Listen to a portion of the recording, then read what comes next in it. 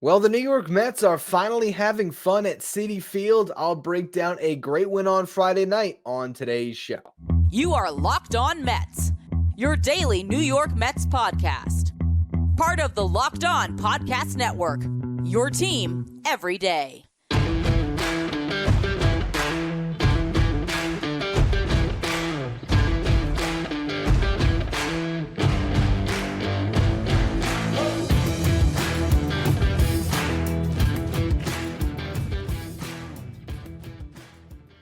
Hello to all you amazing Mets fans. You're watching Locked On Mets, part of the Locked On Podcast Network, your team every day. I'm your host, Ryan Finkelstein. If you want to find any of my work, follow me on X at Finkelstein Ryan. You can also find some of my writing at justbaseball.com, where I work as the managing editor.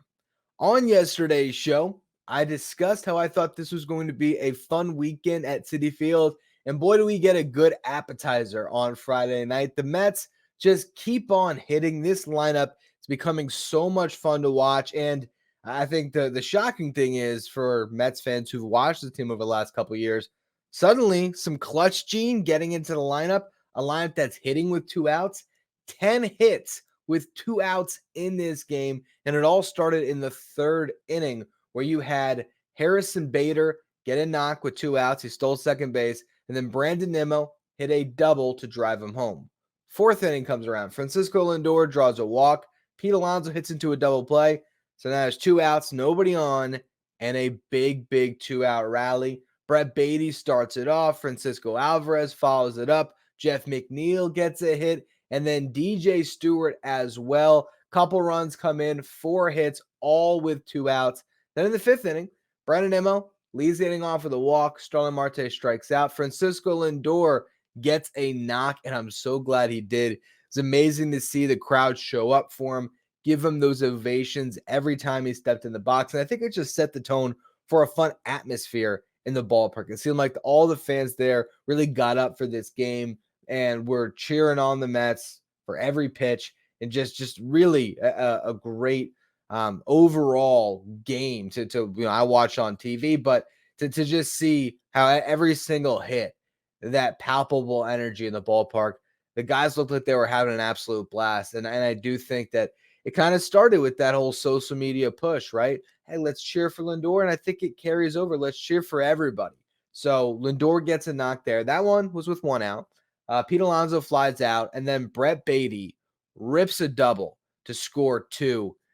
Beatty is a new man, and I can't cover it enough on this show because it's so refreshing to see a player that had all this potential. We were talking David Wright's replacement, the first guy that could finally hold down third base when Beatty was promoted last year. I've mentioned this past week too. I had Brett Beatty as the number 1 prospect in the Mets system heading into last season ahead of Francisco Alvarez. I liked him more than Alvarez because I thought his floor was so high because he was such a good hitter throughout his minor league career, a guy that could hit for a really high average. And I thought that there was those defensive improvements he made in the offseason prior to this one, where he was going to play a stellar third base, and it just didn't happen. He couldn't hit, and the floor that I thought he had dropped out from under him, and it carried over into the field. Now we're just seeing a kid who is so supremely confident out there. And here he is in a big spot with 2 outs. He rips a double over the center fielder's head. That ball was crushed off the bat, by the way, 104 miles per hour. And to score 2 there, looks right back into the dugout. Beatty does with a huge smile on his face, putting the 3 to the dome, kind of like Adam Ottavino, and also Carmelo Anthony, I should say. I don't know exactly. He after the game didn't spill the beans on what that celebration really means, but it felt like as he was in that interview getting that question, and he said, I'll keep that in-house, I thought I heard Francisco Lindor laughing, and that relationship between the two of them has been really great to see, the way that Lindor took Beatty, put him under his wing this offseason, and you're seeing the results. You're seeing the confidence that he's playing with, and he has cited Lindor a lot. For a lot of fans that are down on Lindor because of the production that hasn't been there so far, you got to respect a player that posts up, as he likes to say, every game, answers all the questions from the media, and is now taking that leadership role and really owning it. And I think the impact that he has on the young players is evidence of that. So to see Beatty come through there, that was, I think, my favorite hit of the game. I'm sure a lot of you feel the same way. Or maybe you like home runs and like the 8th inning bomb by Pete Alonso. Then in that same inning, Beatty and Alvarez grounded out. The Mets at this point have a 5-run lead going into the final frame, but they didn't just give away those at-bats. Jeff McNeil, Tyrone Taylor, who pinch hit for DJ Stewart as the lefty reliever was on, and Harrison Bader, they all get hits. So they load the bases up. Brandon Nimmo did nothing with it. He ended up striking out. But again, it just shows the resilience of this team. As I mentioned, 10 hits with 2 outs in this game. The Mets had 14 hits altogether, which is starting to become kind of a daily occurrence, getting into the double digits on hits, which is a great sign of a solid lineup. And with runners in scoring position, 5 for 10 tonight. So really a collective effort from this team. There wasn't a single guy that had the outstanding game putting the team on their back. It was everybody chipping in top to bottom. And you look at the pitcher they're going up against, Michael Wacha, who got off to a great start to the season. He had a 2.25 ERA coming in. I think he leaves now with a 4 ERA after giving up 5 runs. He had allowed 5 hits in the first 2 starts of the season for him, and he was at 12 innings through 2 starts and giving up, again, just 5 hits. Today, it was 10 hits against this Mets lineup. He still got the 6 innings, but I think that was part of the game plan. The Mets sort of realizing that Wacha was not going to load up the bases, giving out free passes. And so, there was times where they jumped him a little bit, or they knew that there was going to be pitches in the zone, and they made sure that they caught up to everything and they got their hits and they passed the baton to the next guy. So when you watch a team that is playing baseball like this, it's just so much fun when you have that collective effort on offense. And you're seeing this lineup now take shape. It's a really good, well-constructed lineup. It's 1 through 4. You got the 2022 Mets, which of course is Nimmo, Marte, Lindor, Alonso. And I think that's like the weak part of the lineup right now. I mean, obviously Nimmo has been great. Marte had a good series. Alonso is starting to get rolling.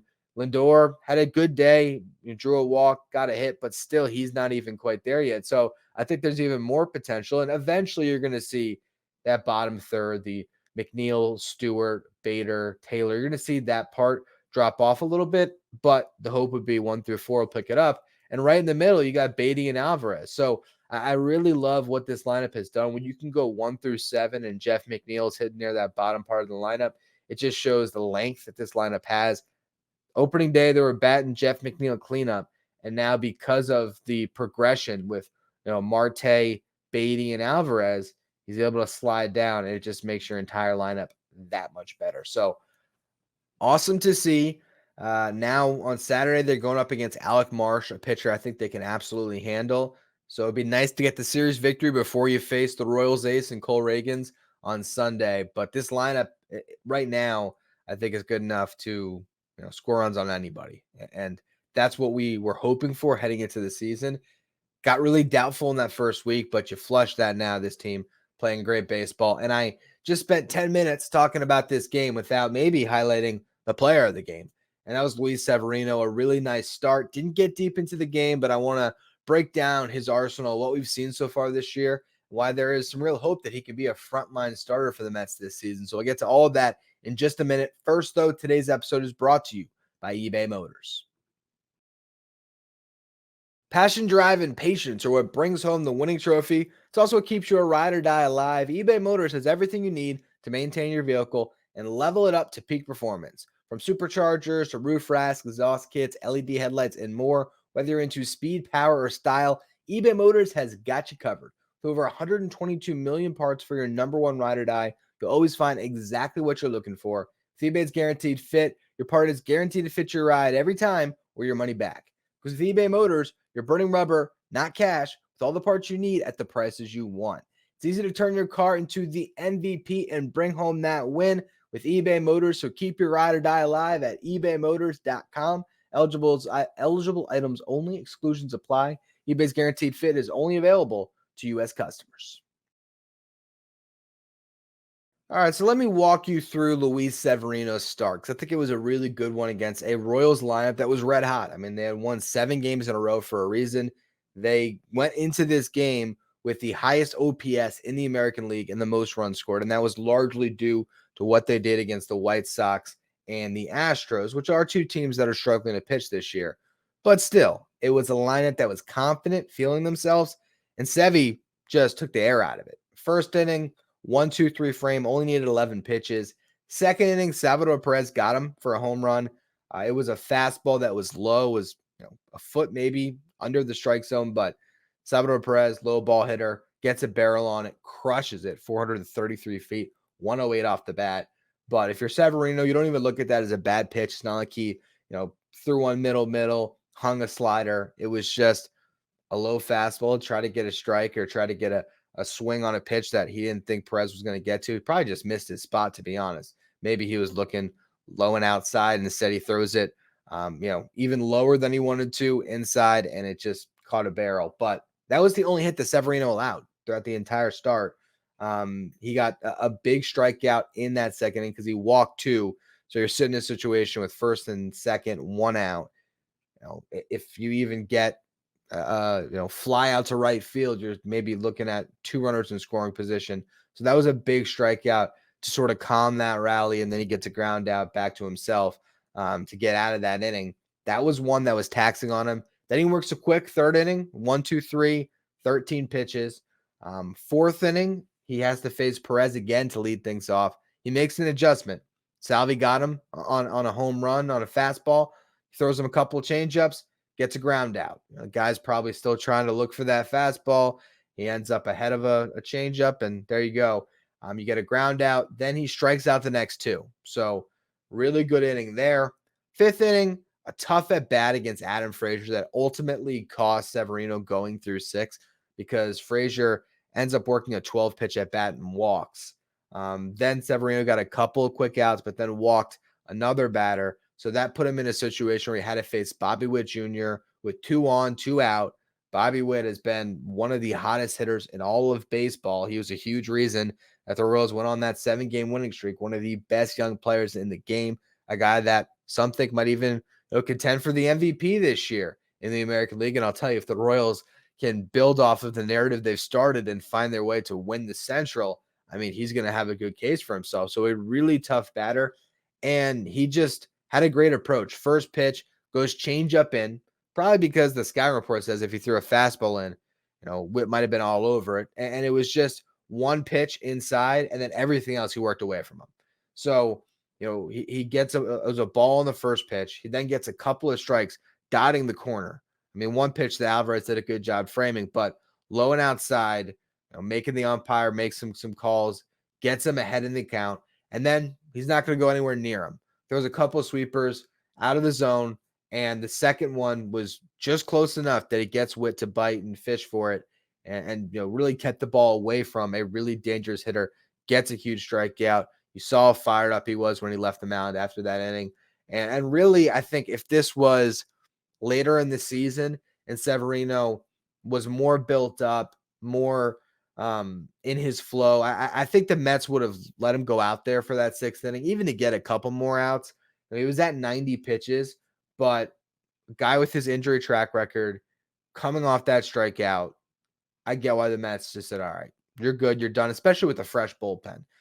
But if you look at what Severino has done so far, because of that first game where it was originally 6 earned, and then that error got charged to Zach Short, which made it 3 earned against Severino. Now he's given up a run the last 2 starts.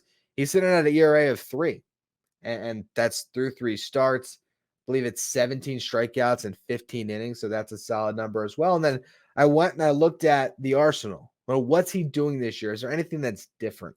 The one thing I noted was his cutter. The velocity is up on that pitch a lot.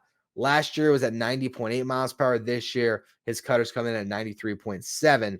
And the other part about it too is he's got 3 different shapes on his fastball, essentially. So he's got the 4-seam, which he's going to throw up in the zone, and he can get strikes with that, and he can get, he can put guys away with it, but he can get early strikes, get guys to fly that pitch out, just they can't catch up to it. And then again, late in counts, he can throw that fastball up in the zone and get guys to chase it. Then he's got the sinker and the cutter. And so the sinker That's going to work down and away to lefties, but it's going to work down and in on righties. And the cutter is going to work inside on lefties. And if you look at how he's throwing it, he's primarily going to the cutter against lefties and the sinker against righties. So what he wants to do is throw that hard stuff that's breaking into their bats, and that's going to get the ground balls. His ground ball rate this year is at 55%. That's really good. That's in the top 20% of the league right now. So he's getting ground balls, with that sinker, the cutter. The fastball gives him that, the pitch he can always go to. And then he's got, 3 different off-speed pitches. If you look at the changeup, the sweeper, and the slider, the sweeper being a new pitch for him. It's never been categorized before. Sometimes you don't know. Maybe it's still a slider, but regardless, he's getting more sweep on that pitch. And it was the sweeper tonight that was racking up the strikeouts. He got 2 strikeouts, Bobby Witt being not one of them, on, guys swinging through a sweeper that was out of the zone. He got 1 strikeout against Hunter Renfroe. That was a sweeper that was in the zone, and he just sort of buckled him. And then he got another one on an elevated fastball. So 4 strikeouts tonight, not a ton, but I think part of that is trying to pitch deep into the game. And he had a couple of innings there where it was, 13, 12, 11 pitches. So those couple bad innings, the walks obviously elevated that pitch count. But I could see this guy eventually, as we get deeper into the season, working through 6 innings, maybe even getting to the 7th at times. You're looking at an arsenal right now that's 6 pitches, 3 different variations of a fastball, 2 different variations of a breaking ball with his slider and sweeper, and then a changeup that he can mix in to when guys are maybe keying in on the fastball, keep him off balance with 10 miles per hour difference there. It's really good stuff. And as long as he's not tipping pitches like last year, and it seems like at least early goings, he's figured that out, this guy was an ace. Now, when we throw around the word ace, it's an interesting distinction because the ace of the Mets this year is not the same thing as the ace of the Orioles with Corbin Burns. There's guys that are on a different level. I don't think the Luis Severino is going to get to the point where he's one of those, aces, the top 10, 15 pitchers in baseball. But can he leap back into being a frontline guy, a guy that can be a 2 or a 3 in your rotation that you're comfortable handing the ball to in a playoff game? Absolutely. And on this team, until Kodai Senga comes back, he could be that ace. And the funny thing is the Mets signed 2 guys this offseason that seemed to have a ton of upside, guys that were coming off years when it came to Severino, an awful year. Minaya, a year where he was a swingman for the first time.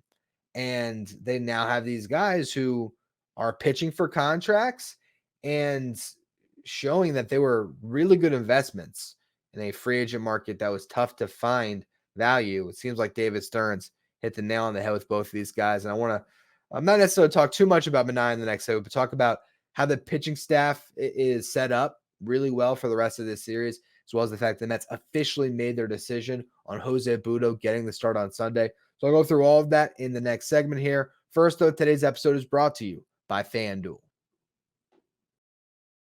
It's playoff time in the NBA and NHL, and baseball's in full swing. FanDuel is your place to bet on every game. And right now, new customers get $150 in bonus bets guaranteed. That's $150 win or lose. You can bet on everything from slap shots to home runs and slam dunks, all in an app that is safe, secure, and super easy to use. And again, what are you waiting for? You sign up, $150 in bonus bets guaranteed. Visit FanDuel.com/lockedon and make your first bet an automatic win. FanDuel, America's #1 sportsbook. So we talked about the starting lineup and the starting pitcher. I've yet to discuss another solid outing from this Mets bullpen. It all started in the 6th inning with Jake Diekman. He came on to face a couple of lefties, Vinny Pasquantino and MJ Melendez, with Salvador Perez right in the middle of them. He gave up a hit to Vinny P, got a ground out, then struck out MJ Melendez. And then he was pulled from the game when you got to all these righties, the bottom part of the Royals lineup, and Reed Garrett came in. Garrett, usually there for long relief, but now also a guy that I think they trust to pitch and leverage. And this wasn't a ton of leverage. The Mets had, at that point, what was it? A 4-run lead, I believe. But still, close game. They went to Garrett, and rightfully so. He gets the final out of that inning, a quick one, and then pitches a 1-2-3 7th where he strikes out the first two batters he faces in that inning. And now you look at Garrett's stats so far this year, it's pretty jaw-dropping. 3 games in, he's recorded 20 outs. He's gone 6 2/3 in 3 appearances. He has 11 strikeouts in 6 2/3. He's allowed just 3 hits, 2 walks, and no earned runs. So Garrett, he's not going anywhere anytime soon. He is the long man reliever in this bullpen, but not the guy that's pitching in mop-up duty. He's the guy who can give you a couple of really good innings when a starter only goes 5. You can go to Garrett, and he can get you maybe through the 6th and the 7th and bridge the gap. Tonight, only threw 15 pitches. Now, I think in other circumstances, they would have gone back to the well and had him pitch another inning, but why burn him? You might want Garrett to pitch tomorrow. So, really good outing from him. Adam Ottavino came on, and also that was the other thing I should also mention. Carlos Mendoza probably wanted to give some of these guys work. Adam Ottavino had not pitched since April 7th, I believe. So he comes on 1, 2, 3/8 with a strikeout. When Pete Alonso tacks on that insurance run, I'm sure there was part of, again, Mendoza's thought process where he might have wanted to get Raley or Diaz in there because they too had not pitched since that last game in Cincinnati on last Sunday on the 7th. But you're going to throw him in there in a 5-run game. So they end up going to Jorge Lopez, and Lopez got the job done, picked up a couple of strikeouts in a scoreless inning. And now you look at this bullpen for the rest of the series. Again, Diaz and Raley, they haven't thrown a week basically. So they got to get them in there. You have Diekman, Lopez, and Ottavino, who all had multiple days of rest prior to pitching today. So they should all be good to go. Drew Smith got today off, so he should be good. So your entire pen is rested. Garrett is maybe the only guy I would think they're going to stay away from on Saturday because you've got Jose Budo coming up. Not that Budo can't give you a length, but you just want to have a solid long man you could potentially go to on Sunday. And also because they have Cole Sulser and Tyler J. And one of those guys is going to get sent down when Budo comes up. So whoever it is, let's say Manaea only gets through 4 and it's a bad start. Those are the guys that are going to do some mop-up duty, and whoever throws the most pitches probably gets sent down. If it's a good start from Manaea and they don't need much from the bullpen, you probably won't see them either if it's a close game. And then, again, one of them is going to get optioned here. But I wanted to talk about Jose Budo before I closed here because this is, as far as my recollection, the best opportunity Budo has ever had to actually grab a spot in the Mets starting rotation and keep it. Last year down the stretch, he was inserted into the rotation and he made 5 starts down the stretch. But there's a difference for making 5 starts at the end of September than making starts in the thick of the season at the middle of April leading into May. And right now, you look at this rotation. We know that Severino, Manaea, and Quintana are going to be there. No questions asked as long as they're healthy throughout this season. But those last 2 spots, I feel like, are very much up for grabs, and they will probably change a lot. Now, on May 27th, David Peterson and Kodai Senga will be eligible to return. We'll see if they are ready at that point and if they get inserted back in. I mean, there is a world where the Mets rotation is throwing the ball so well that Peterson might end up in AAA. I believe he still has an option. I should look at that before I to say that definitively, but I think he still has one because let me look.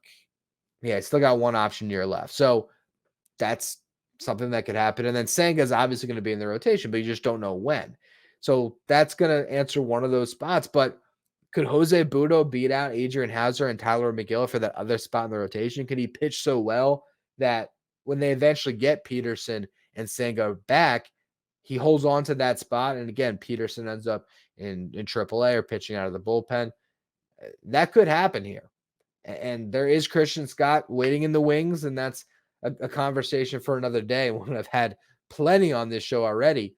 But Budo's got a real chance here to grab onto a spot, and there's always injuries too. So if he can pitch well, he can be in this rotation starting on April 14th through the rest of the year.